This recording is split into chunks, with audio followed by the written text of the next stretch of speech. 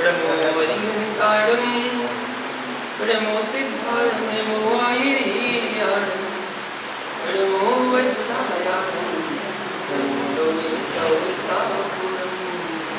जब निरंतर सिद्ध की भगवान की जय, विश्वनी महावीर भगवान की जय, परम पूज्य गुरुदेव गणाचार्य श्री विराट सकटी महाराज की जय, अहिंसा में विश्व धर्म की जय। महान भाव यहाँ वर्णन चल रहा है कि जिसने हम पर उपकार किया हम उसको साथ लेके नहीं घूमते हैं। जैसे सासू ने तुझे कांसे की थाली में दूध भरकर पिलाया, कितना उपकार किया थाली में, तू ऐसे ही पटक कर चला आया। थाली में दूध तो पिया जा सकता है परंतु थाली को नहीं पिया जा सकता। ऐसे ही उपकारी के द्वारा कृत उपकार को तो स्वीकार, उपकार को तो स्वीकार कि हाँ उसने मुझ पर उपकार किया है, उसको तो स्वीकार, परंतु उपकारी के उपकार में ही लीन होकर आत्मा का उपकार मत भूल जाना, उसमें ही लीन हो गए। बहुत कठिन है। एक जगह मैंने प्रवचन किया और एक दिन प्रवचन किया, फिर उसके बाद 1 महीने विशुद्ध प्रवचन नहीं हुए। एक दिन प्रवचन किया और 1 महीने प्रवचन नहीं हुए। क्यों? क्योंकि वहां आचार्य सिंह ने बोल दिया कि पंच परमेष्टि भी परगत तत्व है, मतलब पंच परमेष्टि भी पर है, निधि आत्मा ही सब कुछ है, पंच परमेष्टि परगत तत्व है। बस फिर प्रवचन नहीं हुए। क्यों? कहीं ये पंच परमेष्टि से ही छुड़ा दिए तो, कहीं इन्होंने पंच परमेष्टि से छुड़ा दिया तो। अरे आप अपेक्षा को समझो कि किस अपेक्षा से कह रहे हैं। पंच परमेष्टि पूज्य है, हमारे लिए उपकारी है, शुभ उपयोग के साधन है, कथनचित शुद्ध उपयोग के भी साधन है, मोक्ष मार्ग के साधन है, लेकिन फिर भी साध्यभूत नहीं है, फिर भी साध्यभूत नहीं है। वो निमित्त तो बन सकते हैं लेकिन भगवान नहीं बना सकते हैं। भगवान तो हमें स्वयं बनना पड़ेगा। वो हम पर उपकार तो कर सकते हैं, भगवान को लेकर बैठने से निर्वाण नहीं होगा। पकड़ के बैठे रहो भगवान को तो मोक्ष होने वाला नहीं है। गुरु को पकड़ने मात्र से मोक्ष नहीं होगा। निज भगवान आत्मा में लीन होने से निर्वाण पद की प्राप्ति होगी। यह दृष्टि है। हर वस्तु को अनेकांत से लगाइए, एकांत पकड़कर मत बैठिए। गुरु ने मुझे दीक्षा दी, संस्कार किए, मुनि बनाया। गुरु का जीवन में बड़ा उपकार है। अब उन्होंने उपकार किया तो उनके उपकार को ही गाए जाओ, गाए जाओ, गाए जाओ। उनके उपकार को पकड़ के बैठ जाओ कि उन्होंने ही हमें सब कुछ दिया है तो वही हमारे सब कुछ है, वही हमारे सब कुछ है। तो फिर तुम्हारा कल्याण तो होगा नहीं, तुम्हारा कल्याण तो हो ही नहीं सकता। बस गुरु को पकड़े रहना, कभी मोक्ष नहीं होगा, कभी निर्वाण पद की प्राप्ति होगी नहीं। क्योंकि एक समय ऐसा आता है जब देव शास्त्र गुरु को भी हमें छोड़ना पड़ता है। जब तक वो हमारे शुभ उपयोग में साधन बन रहे हैं तब तक तो ठीक है, क्योंकि वो हमें अशुभ से बचा रहे हैं और शुभ में लगा रहे हैं। लेकिन जब हमें शुद्ध उपयोग में जाना है तो शुद्ध उपयोग में जाने के लिए अशुभ और शुभ दोनों को छोड़ना पड़ेगा। जब दोनों छूटेगी तब आएगी वो शुद्ध दशा। एक परम सत्य सुनो, चाहे चारित्र हो और चाहे दर्शन हो, चाहे तपस्या हो और चाहे व्यवहार की अनुभूति, चाहे निश्चय की अनुभूति हो, इन सब का निर्णायक ज्ञान भाव है, ज्ञान ही है। श्रद्धान भी ज्ञान प्रकट कराएगा, चारित्र भी ज्ञान प्रकट कराएगा, शुद्धात्मानुभूति की ज्ञान भी कराएगा। शुद्धानुभूति भी कौन कराएगा? ज्ञान ही कराएगा। इसलिए अनेक स्वभावों के मध्य में ज्ञान स्वभाव ही आत्मा का परम स्वभाव है। आत्मा का स्वभाव ज्ञाता दृष्टा, जानना और देखना। जब आत्मा अपने शुद्ध स्वभाव में पहुंच जाता है, बस वहां से उसका कर्म बंद होना बंद हो जाता है। कैसे?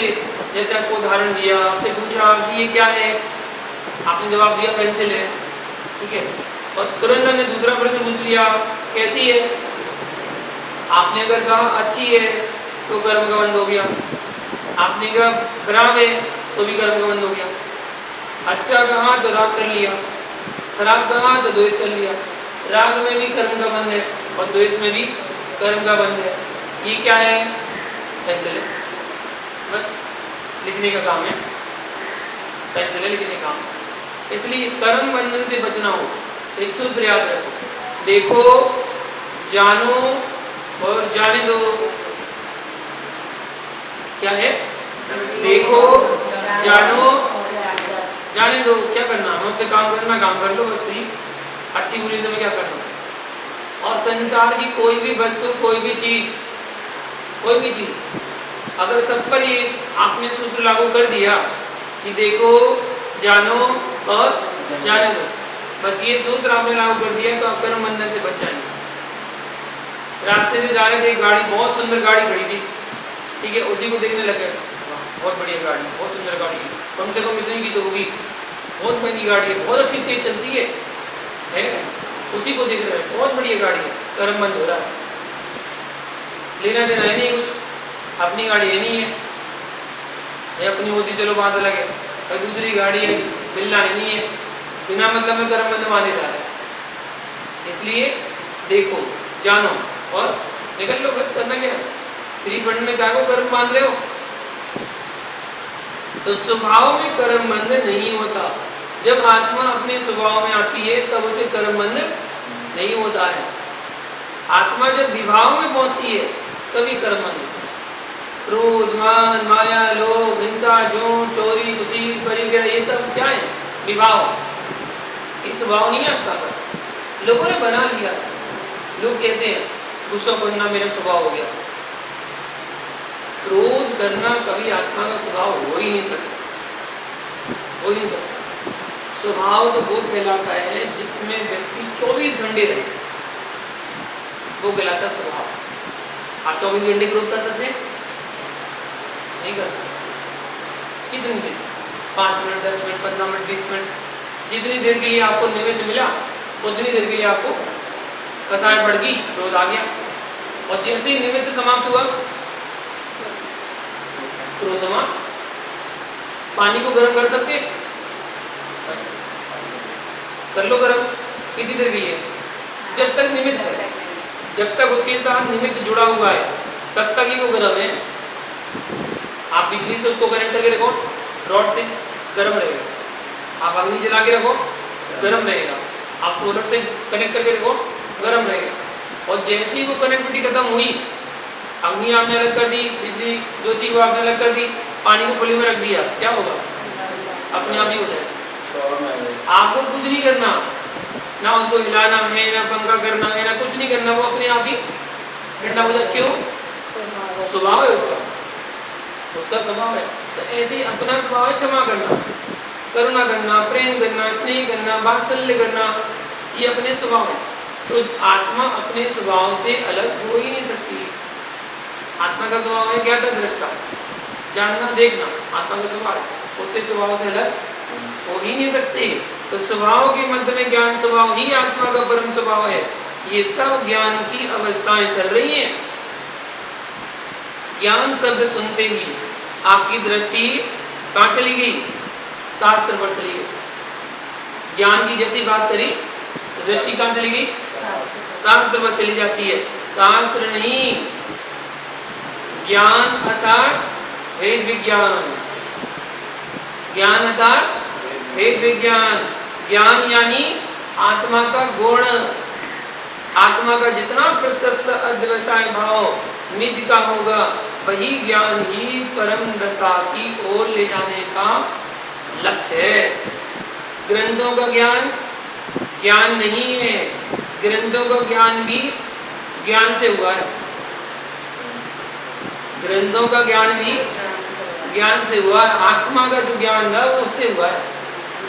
आपने ग्रंथ को जाना, किससे जाना? आत्मा से जाना, आत्मा ही तो ज्ञान है, ज्ञान से तो जाना, वो ज्ञान ज्ञान है, ठीक है ना, वो ज्ञान से हुआ। ज्ञान ना होता तो ग्रंथों का ज्ञान ना होता, ज्ञान ना होता तो ग्रंथों का ज्ञान होता कैसे? इसलिए ज्ञान ज्ञान नहीं है, ज्ञान ही ज्ञान है, वह निर्गंधानुभूति है, जो निर्गंधात्मानुभूति है वही ज्ञान ज्ञान है। जो आपको आत्मा की अनुभूति करा दे वही ज्ञान ज्ञान है। कुंज कुंज स्वामी कह रहे हैं कि यहाँ अपनी निज की संपत्ति को पहचाने। ये अमुक चंद तो चंद दिनों के चंद हैं, अमुक चंद जो नाम रख दिया किसी ने, वो अमुक चंद तो कुछ दिनों के चंद हैं, परंतु ज्ञानी कभी जाने वाला नहीं है। वर्तमान की पर्याय तक ही सारे नाम हैं, ये सारी संज्ञाएं समाप्त हो जाएंगी, परंतु ज्ञानी तेरी ज्ञानी संज्ञा कभी समाप्त होने वाली। आत्मा के अंदर से ज्ञान कभी लुप्त तो होगा ही नहीं। आत्मा है तो ज्ञान है, ज्ञान है तो आत्मा है। आप किसी पर्याय में चले जाना, किसी गति में चले जाना, मनुष्य देव नारकी मनुष्य तिरंज, चार गति है ना, चारों गति में से कहीं भी चले जाना, कहीं भी आपका ज्ञान समाप्त नहीं होगा। और तो और चारों गति से परे पंचम गति में भी चले जाओ, मोक्ष को प्राप्ति हो जाओ, तब भी उस आत्मा से ज्ञान अलग नहीं हो सकता, क्योंकि आत्मा ही ज्ञान है। ज्ञान तो कभी अलग होना ही नहीं है, ज्ञान तो हमेशा साथ ही रहना है। तो यहाँ ज्ञानी संज्ञा कभी समाप्त होने वाली नहीं है, इसलिए मैं उसी संज्ञा का नाम लेता हूँ जो त्रैकालिक है, उसका नाम है ज्ञानी। मैं सबको ज्ञानी बोलता हूँ। आप समझ नहीं रहे कि मुनिराज ज्ञानी क्यों बोलते हैं? बाकी के सभी नाम असत्य हैं, झूठे हैं, इसी पर्याय का साथ देने वाले बस, और कोई नाम आगे जाने वाला नहीं है, सब यहीं तक सीमित है। लेकिन ज्ञानी, ज्ञानी का ज्ञान मोड़ तो कभी छूटने वाला है ही नहीं। आप तो ज्ञानी थे, ज्ञानी हो और ज्ञानी रहोगे, यहाँ से जाने के बाद भी ज्ञानी ही रहोगे। ये तो नाश होने वाले हैं सारे नाम, परंतु ज्ञानी संज्ञा त्रैकालिक है। निगूढ़ में जाएगा तब भी ज्ञानी, नरक में जाएगा तब भी ज्ञानी, और अरहंत या सिद्ध बनेगा तो महाज्ञानी। क्या बन गया? महाज्ञानी, केवल ज्ञान हो गया, महाज्ञानी। यह त्रैकालिक शब्द है, इसे लोग समझते नहीं है, कहने लगते हैं कि मुनिराज ज्ञानी क्यों बोलते हैं? तुम जितने नाम लेते हो सब झूठे नाम लेते हो। मैं जो कह रहा हूँ वह ध्रुव सत्य है। इसलिए बच्चे बच्चे ज्ञानी हो गए कि थे, हो गए कि थे ही ज्ञानी थे, वे ज्ञानी थे ही, परंतु भूल रहे थे। करोड़पति का बेटा रोडपति बनकर भीख मांग रहा था, क्या करूं? करोड़पति का बेटा रोडपति बनकर भीख मांग रहा था, क्या करूं? उसे मालूम नहीं था, उसे मालूम नहीं था। पड़ोसी ने बताया कि तू तो करोड़पति है, तू तो करोड़पति है। कैसे जानूं, कैसे जानूं? अरे मुझे मालूम है। पड़ोसी क्या कहता है? मुझे मालूम है, तेरे पिता जब गए यहाँ से तो एक दीवार में मोती भरकर गए, एक दीवार में मोती भरकर गए। उसने दीवार को तोड़ा, उसमें से अंडा निकला मोतियों का, मोहरें निकली, तो मोहरें झलक गई। वह करोड़पति कब से था? करोड़पति कब से था? वो तो हर समय करोड़पति था। उसके पिता ने संपत्ति छोड़ के गया था ना, करोड़पति तो हर समय से था, पहले समय से था, जब पिता उसका छोड़ के गया था। जब तक ज्ञान नहीं था तब तक रोड पर घूम रहा था। जब तक उसे ज्ञान नहीं था कि मेरे दीवार में घड़ा भरा पड़ा है मोरों का, जब तक ज्ञान नहीं था तब तक कहाँ घूम रहा था? रोड पर घूम रहा था। भाई तुम जन्म से ही करोड़पति हो, मोह की दीवार तोड़ दो, उसमें तेरे केवल ज्ञान के मोती भरे हुए हैं। आत्मा में केवल ज्ञान तो जन्म से ही है, वो तो मोह की दीवार पड़ी हुई है, इसलिए अपन उसको निकाल नहीं पा रहे हैं। तो मोह की दीवार गिरा दो तो केवल ज्ञान के मोती भरे पड़े हैं। राग द्वेष की दीवार तोड़ दे, तू ही भगवान आत्मा है।